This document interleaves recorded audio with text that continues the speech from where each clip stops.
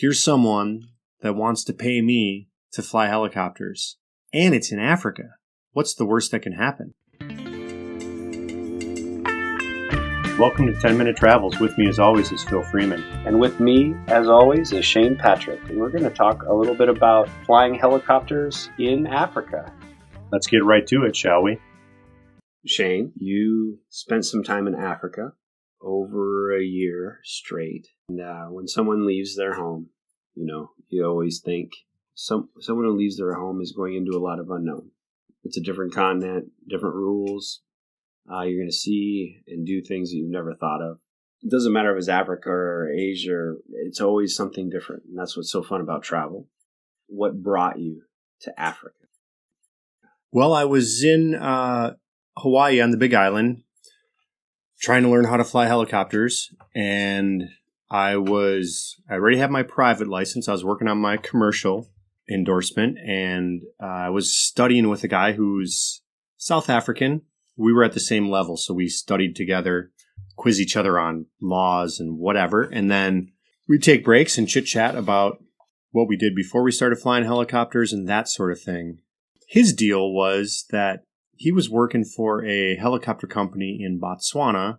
He had his private license, and then he worked for that company and got hours flying deadheads when there weren't people around, maintenance flights. Now, Botswana, where is that located on the African continent?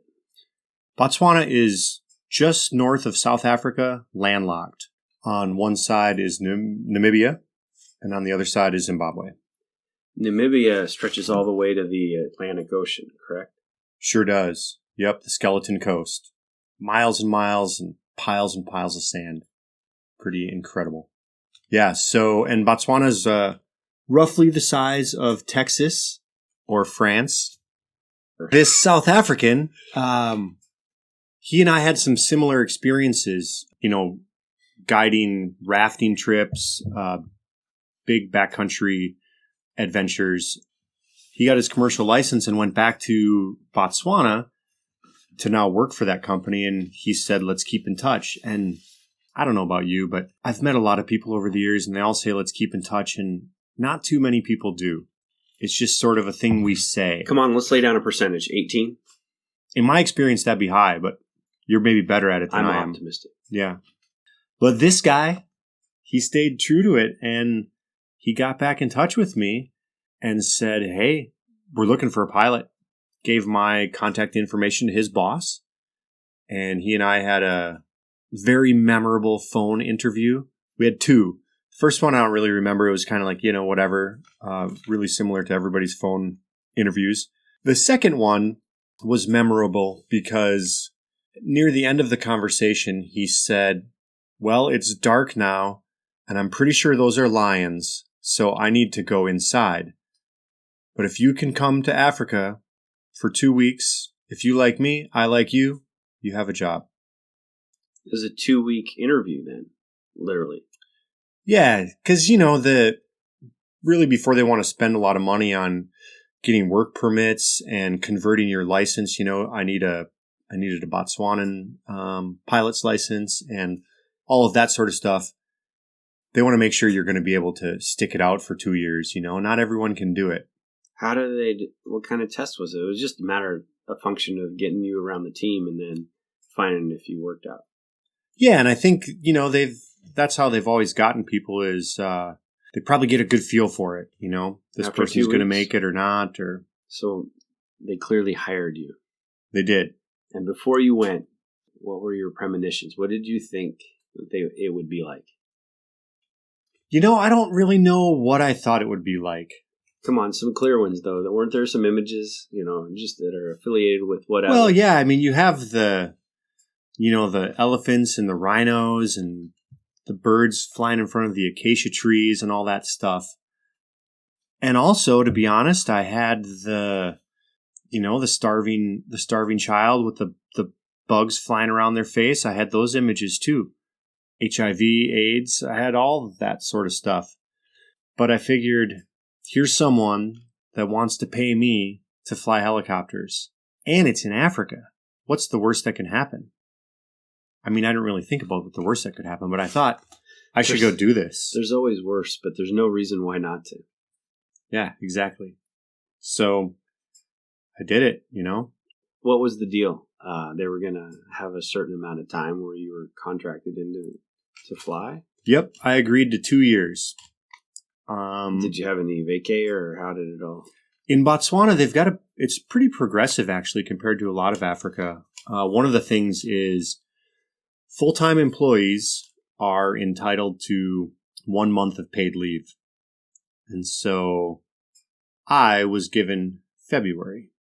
That was my month paid to leave. What? And that's what they call it there. They don't call it vacation.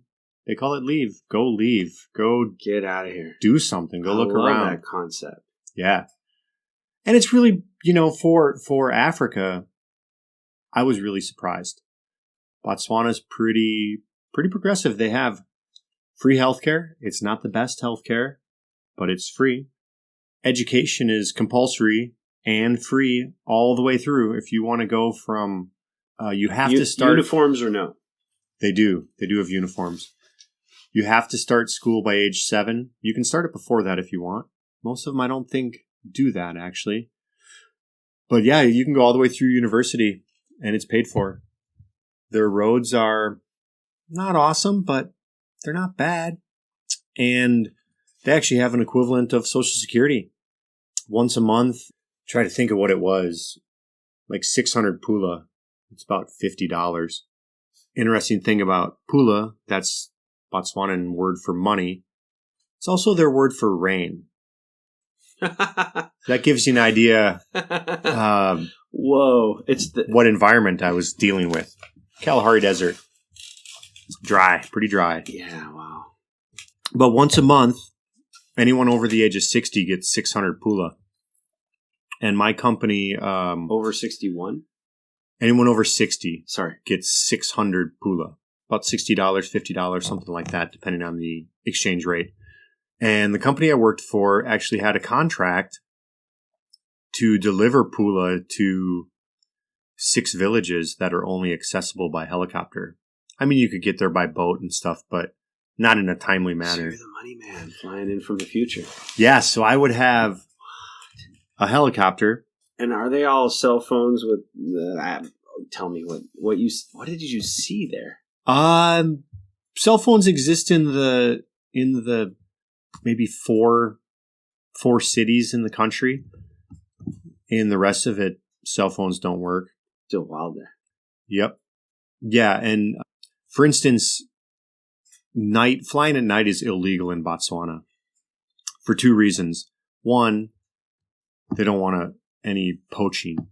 So that's one of the ways they can control that is they keep people out of the air at night. The other thing is there is nothing, if it's a full moon, obviously you can see. But when you get up in the air, there are no lights. I mean, there are no lights. That's refreshing. Yeah, the star viewing there is ridiculous. There are a couple of galaxies you can see there that I'd never seen before, aside from the Milky Way.